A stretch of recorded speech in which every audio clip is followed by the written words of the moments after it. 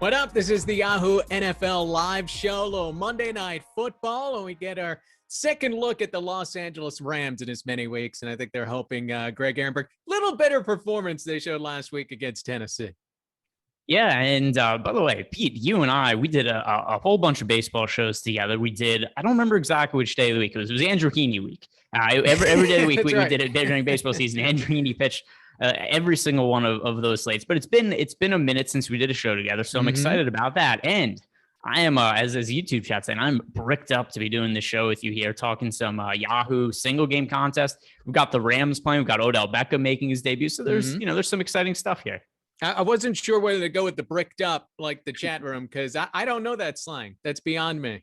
No, I don't know what I just said that I am. Yeah. I'm bricked up. I don't know. Yeah, I don't know. Is that sexual innuendo? Is it something else? I thought it was like maybe they ate a lot of cheese yesterday. There's a lot that could be going on there, but whatever it is, let it out. Let's have some fun, loosen up.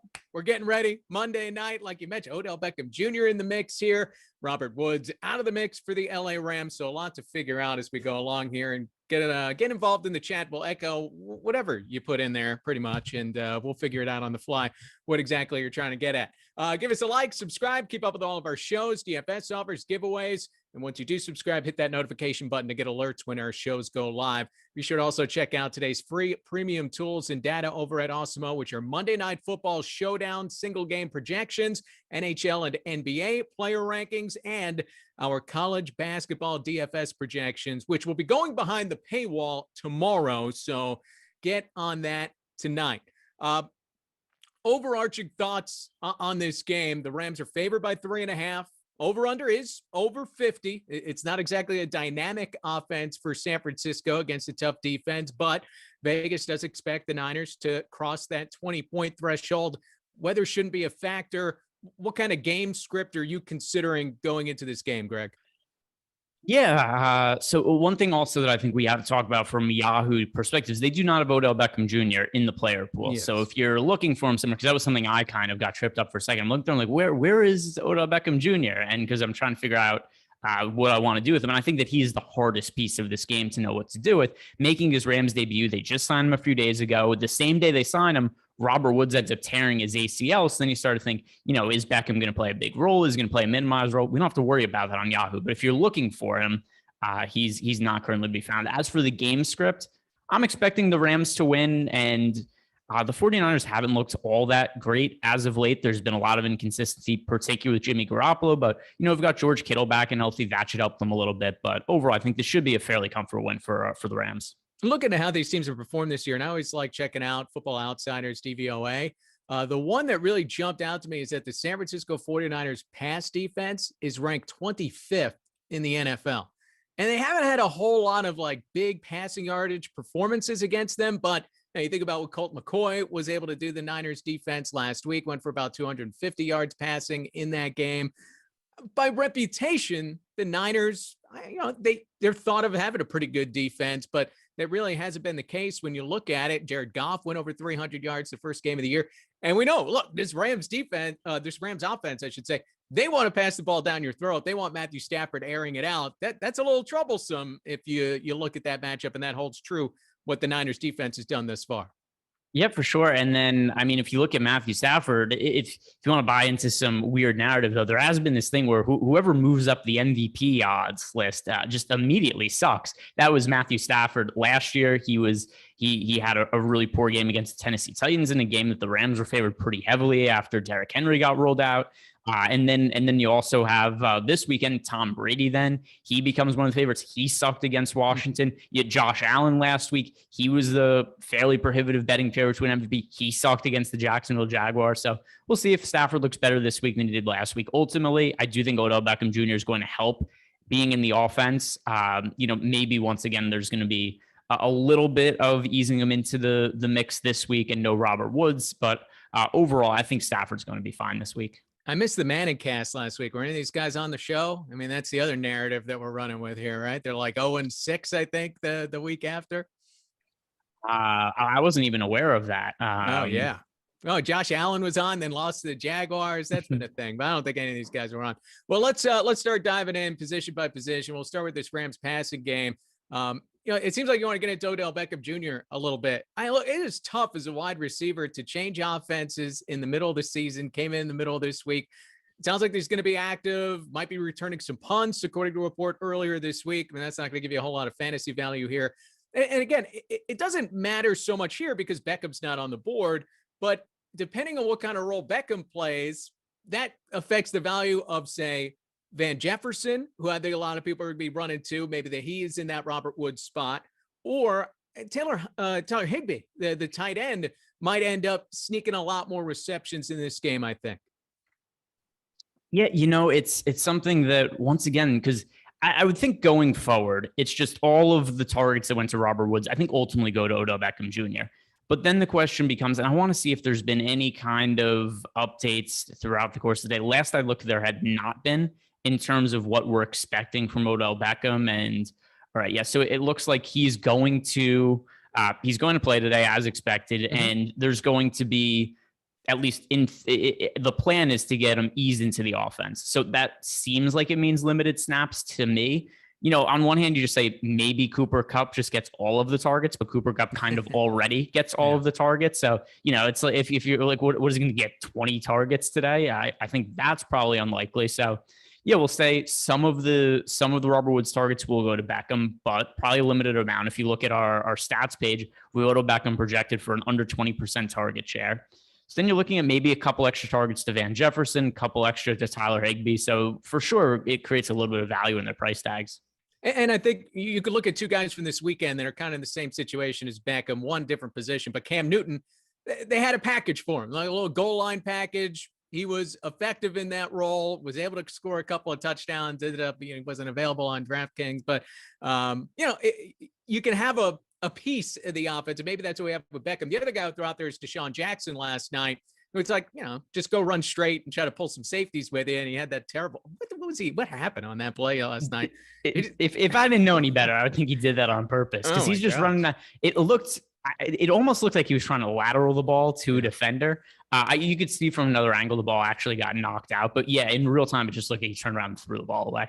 I wonder if Beckham gets a couple of carries tonight. Like Robert Woods used to do some of those end arounds. Maybe that's an easy play to mix in, but we'll see. And that's going to be a big aspect of this. If you had to pivot off of, let's say Beckham and these extra targets are going to go somewhere, Kupp, Jefferson, Higbee, who values the most out of this? And, look, the price on Yahoo for Kupp already way up there at $37. Yeah. So, I mean, all these guys to me are kind of no-brainer plays. Cooper Kupp on the high end, if you have the salary to pay up for him. If you look at the tools we have on the site, we have Cooper Kupp as the top scorer in this game 32.1% of the time. That's the best odds of anybody, and by a pretty wide margin. We have Matthew Stafford as the second most likely player to be a top scorer at 23.7% odds. So you're looking at Cooper Kupp almost 50% more likely to be the highest scorer in the game than Matthew Stafford. And then on the cheap end, just because these players aren't really priced as if Robert Woods was going to be out, Van Jefferson only at $15, Tyler Higbee at $14. I think they're the two best value plays on the slate. So with that in mind, I really do want to load up on this passing game. If you have the salary, I'd rather pay up for Cooper Kupp than Matthew Stafford. And then Van Jefferson and Tyler Higbee, those are my two favorite plays, $15 and below. Now, on the other end of this, you have Jimmy Garoppolo going for the Niners. I hate playing Jimmy Garoppolo. You don't feel like there's a lot of upside there. But right. $21 is the price tag for a quarterback on Yahoo. And more often than not, both quarterbacks are in that optimal. So I don't have any reason not to throw Jimmy Garoppolo in there. I imagine I'll be ahead of the field and have a better chance of getting Garoppolo in that optimal, some leverage there. He has been better of late. I mean, he's talking like the offense is figuring it out now, and they just got rocked by Arizona, but Garoppolo has gone over 300 yards each of the last two games, still only 8 touchdowns. One of my fears is Trey Lance. He's sitting in the background, right? He could always get put in, but it seems that the Niners, they really don't want to throw Lance in until he is ready. And I don't see, even if things are going poorly for Garoppolo tonight against one of the top defenses in the league in a primetime game, I don't think that's going to be the time that they go to Lance, though I could see Lance maybe get some of those goal line snaps that we just haven't seen recently, but saw earlier in the year. I think it was the Sunday night game against the Packers. We saw Lance had a little goal line package, was able to vulture a touchdown from potentially Garoppolo. Yeah, and I think part of it too is they're just trying to protect his health, because we've also seen Trey Lance get injured already this year, and I think that's something that weighs on them a little bit. But like you said, I mean, at least for a single game, it's kind of irrelevant. I know that people have liked to play backup quarterbacks. It's won a couple of times in showdown slates this year. Have you ever thought about how annoying it would be for somebody who rosters a backup quarterback and you're like, hey, I'm rostering Trey Lance today, and then instead, like, Matthew Stafford gets hurt and it's the backup quarterback for the Rams that lands in the optimal lineup? Be like, you're just on the wrong backup quarterback. A lot of things need to go right for that to work out. Dude, when like Josh Johnson ends up in there, I mean, how many darts are you throwing for that one to hit? Yeah, I think he was 0.1% everywhere across all sites. So it wasn't that many people trying it, but it worked out for one guy at least that day. As for Garoppolo, though, still, I mean, you look at our simulations. We have him in the optimal lineup about 75% of the time, and the reality is he's really cheap for a quarterback. He's $21, and you look at the guys priced around him. Eli Mitchell, $19. Darrell Henderson's more expensive at $25. George Kittle's more expensive than at $24. And we have better projection on Garoppolo than any of those guys. So just because he's a quarterback, does Garoppolo suck? Yeah, maybe. He's certainly not my favorite quarterback in the league, but $21 is super cheap for a quarterback. Like, this is, it doesn't feel like he has the upside, but the floor matters a little bit too. And you're certainly getting a floor when you're throwing a quarterback in these spots. And again, Yahoo is just so friendly to the quarterbacks that if you have more than 20 points scored on each side, as Vegas expects, you're almost certainly going to have two quarterbacks in there. The exception was a game like last night where Carr didn't make it, but I think that had something to do with, Tyreek Hill's price and Travis Kelce being in the mix. And just, there are so many higher priced players in that game than you see tonight. Yeah, and it is slate to slate, but also it's something, that's built into our projections, and we still have a 75% chance for Jimmy Garoppolo to land the optimal lineup here. And $21 is a pretty good price for a quarterback. If you think Garoppolo, let's see, what is he, let's say he goes out and he scores 16 fantasy points. Is it the best result in the world for a quarterback? No, but how often are we getting 16 fantasy points out of, say like Eli Mitchell on average, or here, some of the guys who are priced around him? The Rams defense is $16. And also when you consider with Garoppolo, he's cheaper than Darrell Henderson and George Kittle. So, how often are we getting 16, 18 fantasy points out of skill position player? Sometimes, but Kittle certainly doesn't average nearly that many fantasy points, even as being one of the best tight ends in the league over the last few years. Yeah. Hey, look, the tools don't lie. The projections don't lie. And that's what we're looking at for Jimmy Garoppolo tonight. If you want access to some of those tools, projections, our Awesemo Plus NFL Express weekly pass is just $3.95, $3.95, cup of coffee. Best way to introduce yourself to Awesemo Plus NFL. Included is access to our NFL DFS player and ownership rankings, our expert Slack chat, and everything else we have to offer for showdown and single game contests, including player projections and ownership projections as well. New this year to the package is our season-long fantasy football coverage, which includes our strength of schedule tool, trade value tool, and fantasy streaming helper. Also included new this year's projected ownership and optimal lineup probabilities for tiers contests on DraftKings. So now's the time. Try out the Awesemo Plus NFL for our most expansive Express weekly pass ever. Head on over to the Awesemo Plus join page and pick your pass up. $3.95. Stop guessing, start winning. Join Awesemo Plus today. How about the Niners receiving options here? You mentioned George Kittle. He's been on some limited snap counts of late. $24 here. Deebo Samuel, there's a guy with a very high ceiling. The Awesemo projections love Samuel, though maybe a little harder to get into the lineup tonight, being that he is $28 on Yahoo. What jumps out at you here for the Niners? Yeah, I think with Deebo Samuel, if you have the salary to pay for him, by all means, but Matthew Stafford's a higher priority play for me at $34. Cooper Kupp's a higher priority play for me at $37. And ultimately, I'm not really sure how often I'm going to be able to get to Deebo Samuel. Now, with that in mind, I would rather play Deebo Samuel at $28 than George Kittle at $24. We have Deebo Samuel nearly double the odds of landing the optimal lineup, and he has a much higher projection. I think he's well worth the $4 extra. But once again, it just kind of becomes salary constraints and how much we really want to be building lineups around this 49ers offense and Jimmy Garoppolo going up against that Rams defense. So to me, I look at Deebo Samuel, definitely a secondary play. There's very rare that somebody's a total fade for a one-game slate. So I'll just put Deebo Samuel in the kind of, if you get to him, fine. If you have the ability to pay up for him, I'd rather get to him than George Kittle, like I said, but not somebody I'm going to force into lineups. One of the things that makes the Rams defense unique is Jalen Ramsey. They have a shutdown corner. We kind of saw it yesterday where Marcus Lattimore was able to keep A.J. Brown to, 1-2 catches, something like that. I talked to Matt Kajeski about this in the Live Before Lock show. He said, look, the projections, they account for this kind of thing. And the projections seem to say that Jalen Ramsey's going to be spending a lot of time on Brandon Aiyuk tonight. Well, I don't know. It says that. It's really hard to consider cornerback matchups for a couple of reasons. Number one is that we see oftentimes good wide receivers beat good cornerbacks anyway. Number two, a lot of times cornerbacks don't end up shadowing players, or there's a player goes in motion and then somebody else ends up covering them. So it's something that I don't think in the long run really impacts fantasy production maybe as much as a lot of people do think. As for a low projection on Brandon Aiyuk, he just hasn't been particularly good this year, especially not what some people had hoped he was going to be in fantasy drafts this year. Like, he was somebody who was getting picked fairly high in best ball and yearly leagues. And you look at Brandon Ayuk's numbers this year, he has a total of 230 receiving yards. He's only caught 19 passes the entire season. Now, I think a lot of people might look at last week and say, hey, look, Brandon Aiyuk last week, 6 catches for 89 yards and a touchdown. That was his best game of the season. So there's a couple of ways to look at this.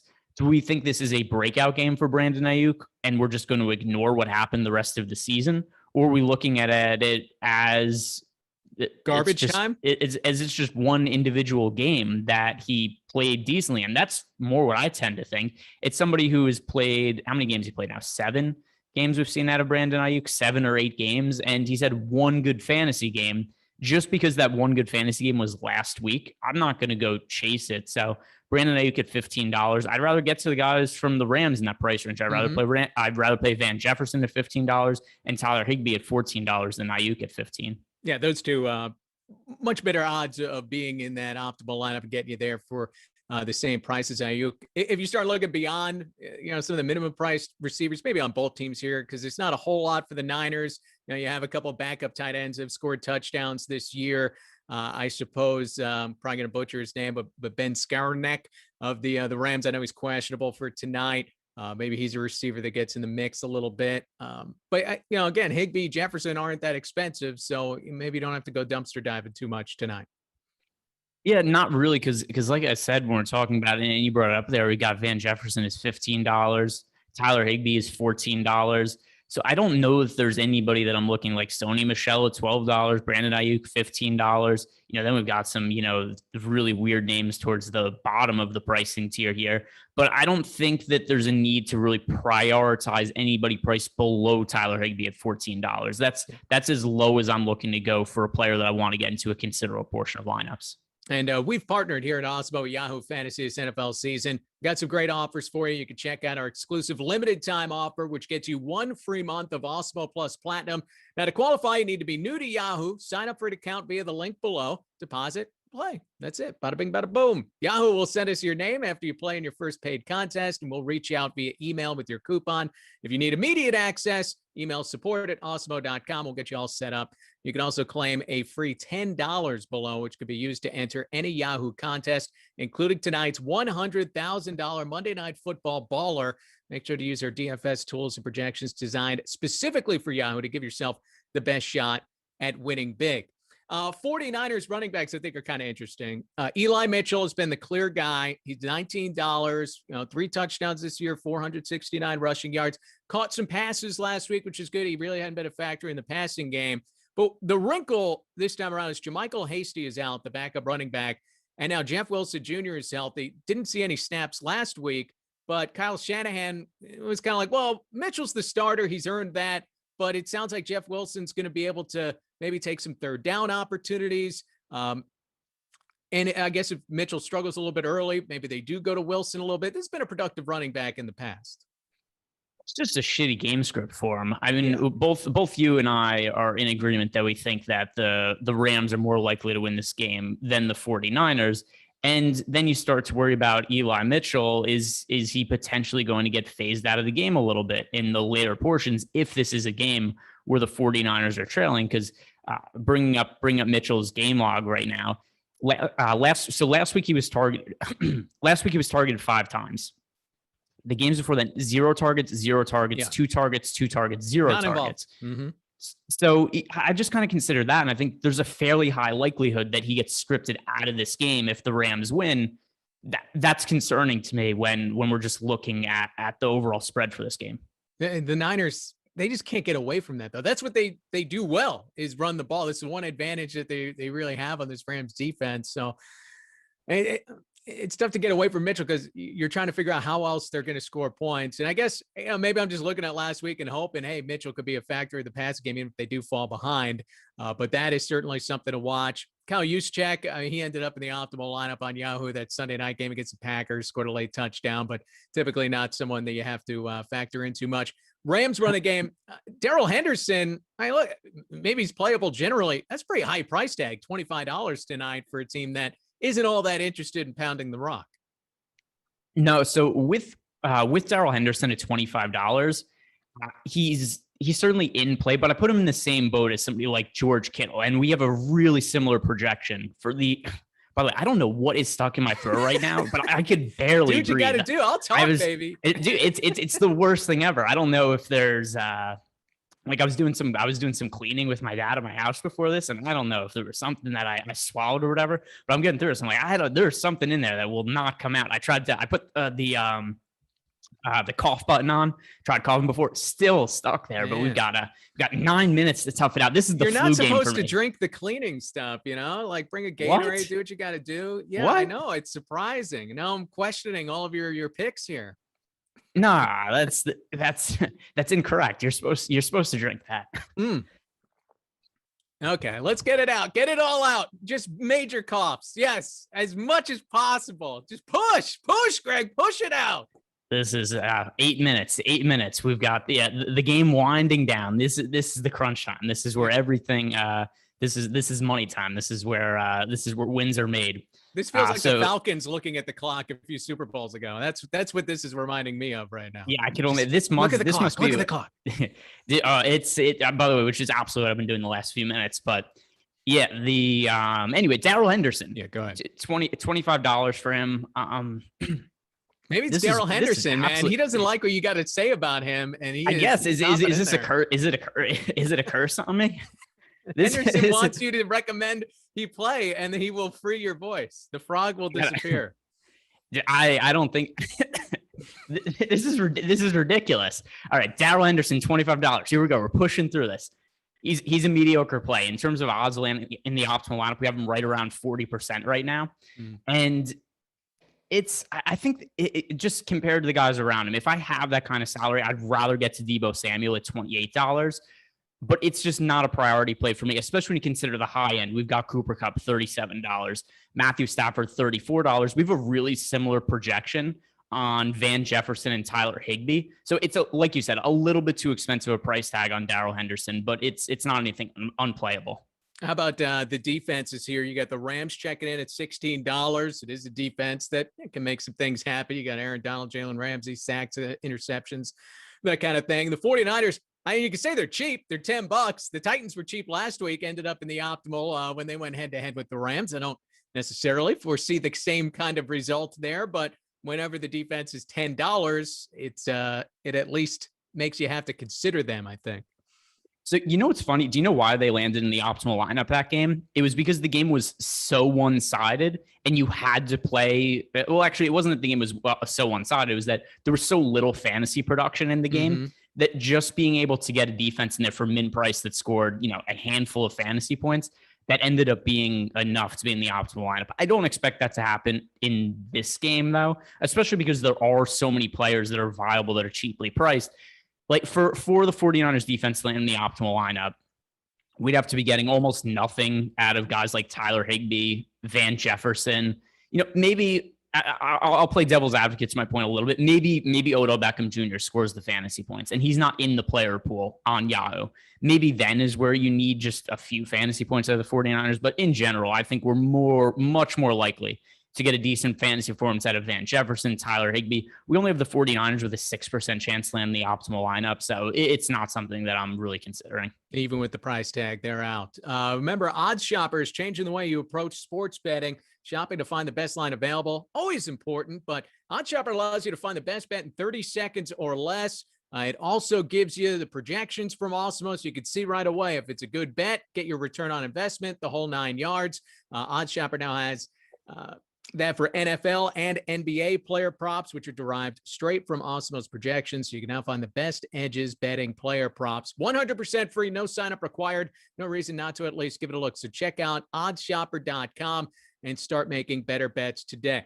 How about the superstar spot? Because so often, I feel like on Yahoo especially, it's pretty cut and dry who should be put in that spot. Maybe it's a dominant running back on the favored team. Very often it's a quarterback. I try to stay away from the receivers on Yahoo because, let's say you're playing on another site, they're more valuable there. But Cooper Kupp is kind of the exception to a lot of rules. There's always a couple of those players around. He is certainly one. Yeah, he's been the absolute fantasy MVP this year. If you look at any kind of sports book, you look at the odds to win Offensive Player of the Year. Derrick Henry was a prohibitive favorite to win the award, but now that Derrick Henry's out for the year, Cooper Kupp's like even odds to win Offensive Player, which kind of has essentially become the Fantasy Player of the Year type award that the media votes on.